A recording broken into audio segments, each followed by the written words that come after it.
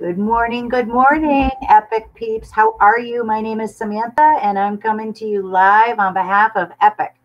Epic stands for Empowering People and Inspiring Community. And Epic is a multi-platform positive media mission movement. Right now, we're so excited. Lisa and I are so excited. We have received the truckload of beautiful July, August issues. So you'll see us out throughout the streets of Connecticut this week, delivering these beautiful conscious living magazines loaded with articles, advertisers, features, recipes, all for you, right? We do this for you, for our community. So again, thank you, thank you, thank you. My name is Samantha. This would not be possible without Lisa. Lisa is the co-creator and co-publisher of Epic. She is at her home right now working the comments. Please let us know that you are here with us today and let us know how you're doing. Leave a comment. Scale of 1 to 10. How are you? I hope you are closer to the 10 side of the scale. And if you are closer by the end of this broadcast, then my heart mission has been satisfied today. We're here to bring hope and joy. The gentleman that I'm going to be bringing forward in a few minutes, Ira, is a visionary leader. I just had the pleasure of connecting with him in a pre-broadcast conversation. Ira is going to be sharing with us all some tools and some tips that are really needed right now as we, in my age bracket, and everybody, we're going to be caregiving. We're going to be caregiving for each other. We're going to be caregiving for our aging parents. And that this is something that has really, I've experienced. Many of you know I helped caregive for Mr. and Mrs. Desick. Here they come. For many, many, many years, and caregiving for them and having them age and also transition at home was one of the most beautiful experiences of my life. They taught me so much. It was also one of the most difficult jobs I ever had, was to be a caregiver in the home. But we did it. We did it. And that was before I knew Ira. So Ira has tips that are going to make this caregiving process that everybody is going to experience at one time or another a little bit easier, decisions that can be made with a little more information and a little more stability and trust. So without any further ado, I'm going to bring Ira forward. Please give me your love and your light as we talk about multi-generational caregiving, aging in place, and so on. And hello, see, I love when I see your face here with me. Hi. So thank you again for being with us today to talk about, aging in place and the multi-generational families and living situations that everybody all over the world is experiencing. We do appreciate just reading briefly the information that you sent me. I already have tools that I can take forward. So can you tell us, Ira, a little bit about who you are, how this Aging in Place essential business was created, why? Tell us a little bit about you. All right, it's almost parallel what Samantha was talking about. I actually was introduced to caregiving as when my father died in 1962, when I was 15 years old. And prior to that, was even younger, I was 12 years old, where my mother was caregiving for my father, who was barely 40 years of age. Mm. And he had a heart attack, was in a hospital. They treated very differently then. So my experience goes way back when I was in my, was 10, 11 years old, up until when he died. And then what I didn't realize, because I wasn't conscious of it then, that I saw family caregiving and I didn't, realize that's what it was, is what you take care of a loved one. Well, many years later, when I got involved with caregiving, I started as a marketing and PR firm, which I currently have, but I was working a lot with home care agencies and looking and getting first-hand stories about what agencies were dealing with families, in particular families were abandoned by their families. People who needed caregiving and were looking for it and had to depend on either professional people or volunteers to take care of them. which is, Samantha, what you just talked about. So if someone had a lot of money or family had money, they hire people. People are Medicare, Medicaid, all different situations. So what I saw was chaos. And my latest experience where I really got engaged more was when my mother died 4 years ago down in Florida. I had to do distance caregiving with my sister. And then seeing what she went through between the hospitals, between getting her then into some rehab, then she had a relapse, then getting home.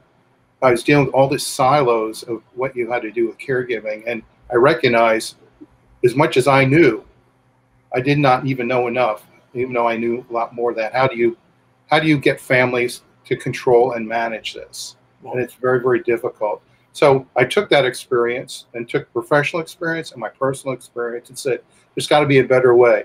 There's got to be a way where you can provide information and tips and ideas where families now can manage a loved one that is close to home, in your home, or at a distance.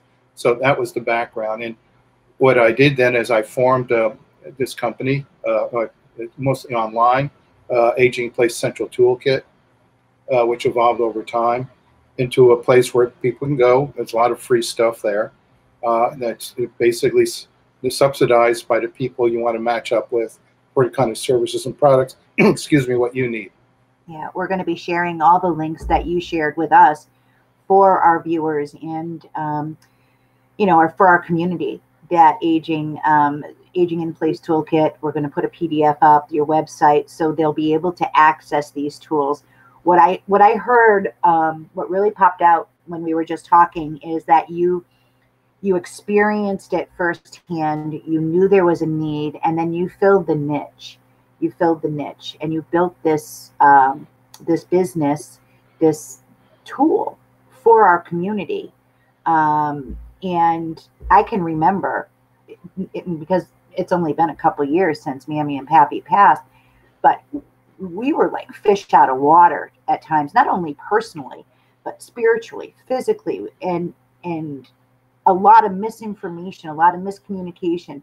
The doctor wouldn't talk to the nurse wouldn't talk to the, there was a lot of different moving parts. Is this toolkit something that will help form a structure for a family? Can you tell us what it looks like and what they'll find within that toolkit? Yeah. What's important is kind of creating a roadmap based on, I have these top 10 tips.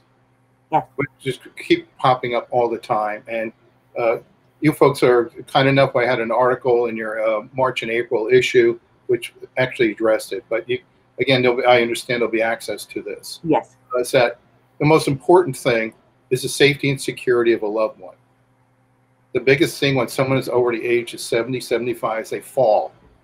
And that's happened to my mother, my mother-in-law, and my wife's aunt.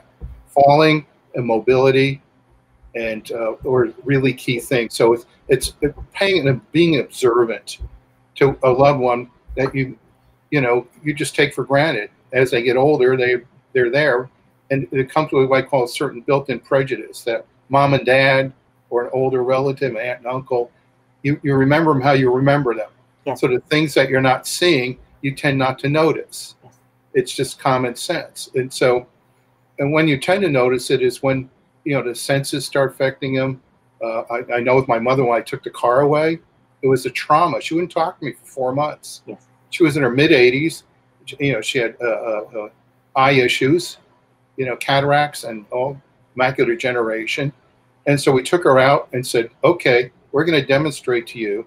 So we took her in the car. I don't think we went 200 feet where she went over a curb, went over the line. And I said, see, you cannot do it. And so it didn't even matter because the car for her was creating a sense of security, independence. Independence. And so that independence, which we all treasure in this country, once that goes away, and now they're dependent on other forms of transportation, being with family and so forth. And so if you break into common sense, what are the things you got to deal with? Safety and security. Mm-hmm. So we owned a condo in Florida, my wife and I went down and I took away their area rugs, anything she could fall. We saw there were pills on the floor and broken glass and such. So we got rid of anything that can harm her.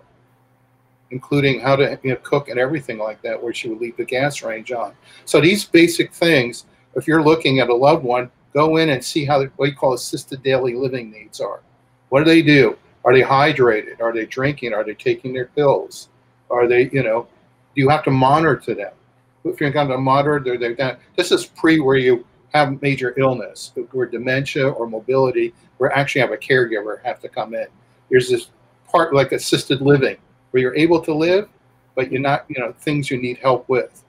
Yeah.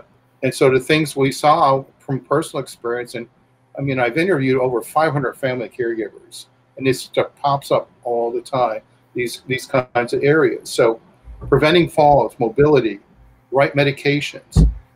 My mother, we had to bring her to the hospital several times. She took double blood thinner, and she was bleeding. And, oh, no, I didn't do that. So we had to get special pill dispensers. Yeah. So these are just practical, common sense things that you have to do. And fitness, hygiene, things that we take for granted every day, brushing your teeth, all of them come into play when managing caregiver at that point. And then for ratchets up, it takes another level. Right. This is pre serious illness or a diagnosis. This is just basically as the normal aging process is occurring.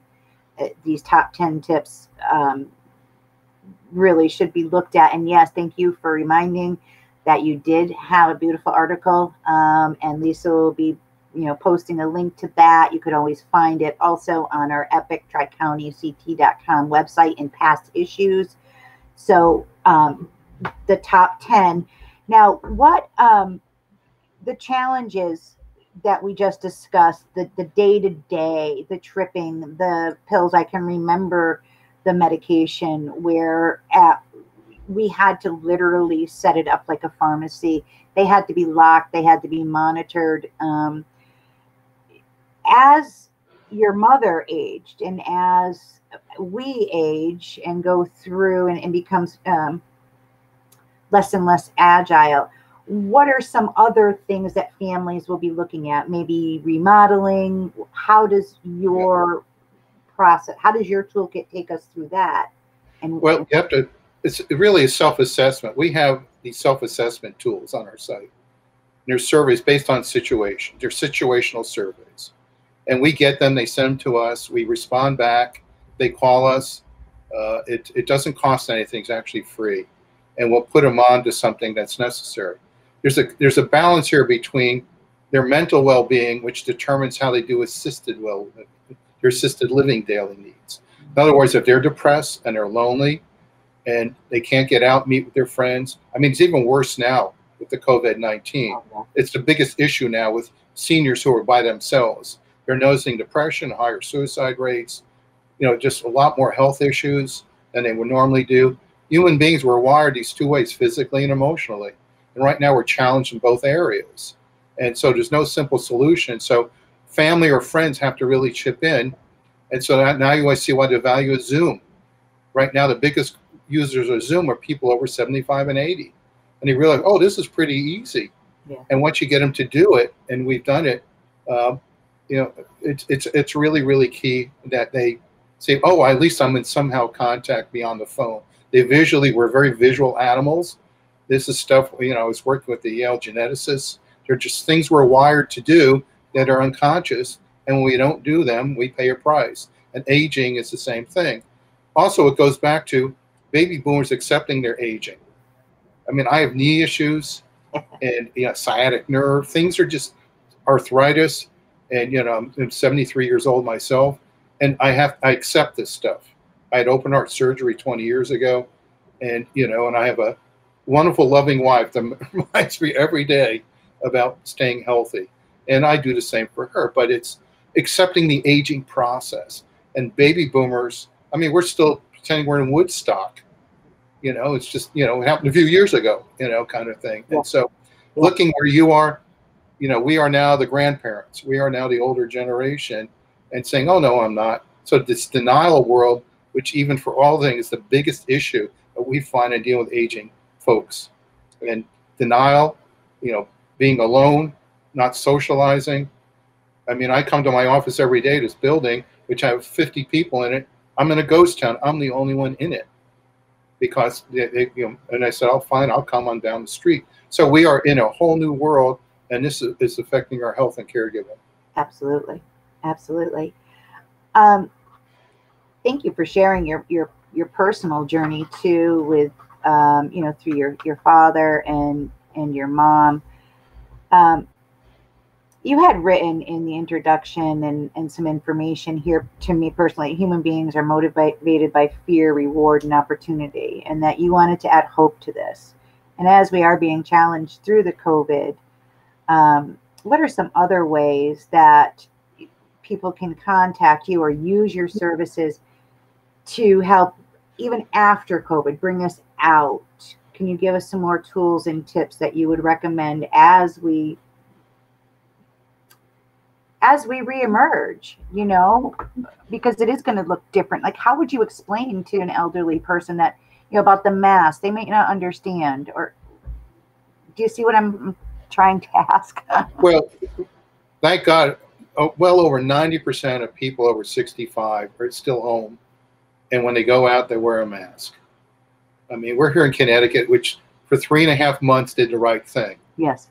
So we have very low level, but there isn't, when I go to CVS or shopping once or twice a week, everyone's wearing a mask. Yeah. Everyone has gloves on. This is all training. This is rote stuff. It's getting human beings in a habit. So when we're going to get out, my belief is in caregiving, we're going to redo assessment again. We're aging mom and dad, or coming out and saying, okay, I guess we have to still wait if there's going to be some sort of antidote for this. Maybe not, maybe it is. So my sense is we're probably going to be living this thing for a while. Part of the job I do now, I work with public schools. And this is going to be the big game changer in the fall above everything else. It affects every family. Do we send kids to school? How are we going to do that? It affects my job. It's affecting everything, the economy, if kids go back to school and how they're going to manage that. Mm-hmm. And then, and also then on top of that, the secondary thing, how are we going to manage aging people getting out of the home? Right. And so the technology has helped out. Alexa, Zoom, they've kind of act as kind of surrogates, the best way I look at it right now. But people need the physical contact. I mean, there's research coming out right now that people might die younger now in the first time in American history, that we're going to have people dying at younger than the average. It's been because of emotional issues like this. Being isolated, alone, and I don't hear from you, but in reality, everyone's under stress right now, no matter what age group you are, except for anyone under 7, 8 years old, and even they're feeling a little bit. And we basically, like you said to me, like my wife said, I can't get to the hairdresser. This is stressing me out. I don't want to see these gray hairs anymore.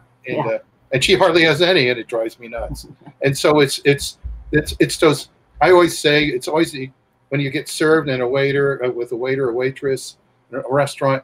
Usually you don't complain about the meal. You complain the water doesn't have enough ice cubes. My sense is that's the world we're living in right now. That the little things become really big things because magnified. We can understand a little thing than a big thing. We're just very insecure when big things are out there that we cannot control. Right. Even though many things even before that we couldn't control, but now the perception becomes reality. Right. And healthcare and caregiving really falls into that. And I think families should assess and plan for these scenarios and really do an assessment. Our site has a lot of these tools. Do the assessment. Don't take for granted that mom or dad, even though they're alone and might be afraid to go over there, and because people are starting to open up. I mean, we have friends our age who have been isolated. We're fine. We did the COVID testing, and they're still afraid to come to our house at 6 feet to have a hamburger with us. Mm-hmm. I know. And so that's the fear level we're living in right now. And so I switch over to that. I think people will they're risk averse and they're going to get less and less. Or you saw what happened down south where people said, "Hey, I'm immortal." Yeah. And look what happened. And that's something. And I think also that as personally I've experienced some friends that have experienced COVID, and one of them, the gentleman is 63, And I think that this caregiving assessment is not only going to be for our parents and the older generation, right? But people coming out of this COVID virus are not going to be as strong. They're going to need extra caregiving. So that assessment is not, the assessment and the tools that you're offering are not just for people with elderly parents or elderly relatives. It's for anybody really who has been diagnosed with something that is debilitating, that has taken away their ability to care for themselves 100%. But you have 10% of families who have kids who have special needs, and the schools are trying to figure out how do you do that, and parents are extremely stressed, or even grandparents are doing guardian stuff right now. There's a lot of guardian grandparents out there raising kids with dysfunctional families, and they're living in it. And there's multi-generational stuff. In fact, the fastest growth right now, and I know we talked about it before, is multi-generational living. Baby boomers are selling their homes, it's reversing, and moving in with their kids, Gen X or millennia, because they have no money. So they're taking all the assets of a mortgage-free house, selling it, and moving in with their kids. My sister did this in Florida, lives with her daughter, 3 generations in one house. This is going back to the 40s and 50s. And right now, currently it's close to 20% of families now, I think it's almost 40 million Americans have multi-generational living going on. And it's just going to accelerate for 2 reasons. One is, everything's being family focused, and number 2, to save money. Right. Because the job insecurity. We put a nice link to the multi-generational information that you sent us also into the comment fields. So thank you for sharing that. As we begin to wrap up, we're so excited. We had talked amongst ourselves about going more in depth and having deeper conversations through the E.P.I.C platform as, fall, autumn rolls around. So I am eager to have you back so we could really go in and maybe look at some of these toolkits, help people to navigate through it. Until then, though, we'll be continuing to share your links and making reference to the top 10 list of tips for people to check through the article that you wrote for us. So thank you for being part of E.P.I.C. As we begin to wind down, can you, because what struck me was, can you give us the age groups, the dates? You're so knowledgeable. If I'm a baby boomer, if I'm considered a baby boomer, where is my date of birth fall? Gen X. And can you give me that structure again so I could write it down? And I think people are going to find it very interesting where they fall, because I fell in a frame that I didn't know I was in there. I didn't know I was part of that demographic. I really it's just a guideline. I mean, people are people, but it's right now you're looking at the greatest generation, which is dying off. They're in their 90s. They're World War II. That was my parents, my father in World War II. Then you have the Eisenhower generation, very conservative, and those were people who are born, who are right now above the age of 70. They're 75 to around 90. Baby boomers were born in 1946 until 1964. So it runs an almost 18-year gap. So if you go every 18 years, you're dealing with your generation. So Generation X, that started in 1965 up until around 1983. And then you have millennia, which now are that go after that and until the mid-2000s. And then you have Gen Z. Gen Z. And so the ones you see protesting with Black Lives Matter, Gen Z and millennia, those are the ones that are protesting. Okay. It's a very active group. Reminds me of when I was in my 1960s, when we were protesting the war and racial issues. It's deja vu all over for me. And so there's 3 unique things going on right now. One is we've never had 5 generations to live at the same time. It's usually been 3. And so we are living longer, so these generations are going. Healthcare is becoming very critical. Medicare and Medicaid are a huge budget item for state and federal government. And those eat into younger generations that go for school. So that's why you have a debate, Medicare for all, you don't. What are we going to do? I'm on Medicare. It's a great system. And I mean, I sit in a doctor's office. I don't pay anything. The person next to me who's under 65 is paying $400. I'm paying nothing. Right. So we have a screwy system. And so you need to look at what kind of insurance you have. If you're qualified for Medicare, Medicaid, go to your state reps or go on our website. We have links in Connecticut to these center. Talk to them. And if you're not happy about it, I mean, the big debate right now is getting unemployment for all kinds of people, and the state is just failing. So you got all these things, and you have to now. All these systems are intruding in your life. Yes. And you need to either work with groups or yourself, because the squeaky wheel gets the grease. Thank you for being the wheel leader and providing all the links and the tips. And I know we could talk for hours, just starting to go down the financial, what you need to look at as we begin to age and multi-generational and all that. And I did see some links on the sheet that you sent. We're going to share it. So thank you for being with us today. Sure.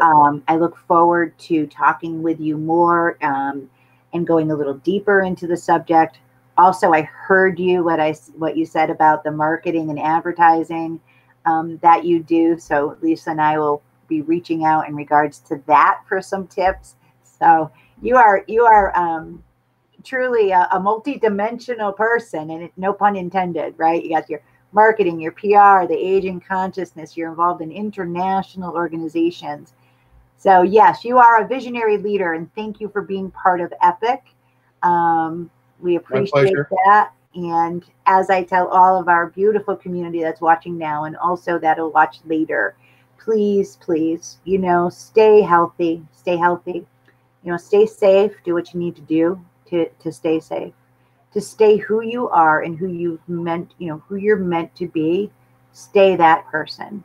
And stay tuned till tomorrow. We'll have Cheryl Case from Sharing the Light. And following that, we'll have Cynthia Hogue from Dragon Healing, I believe.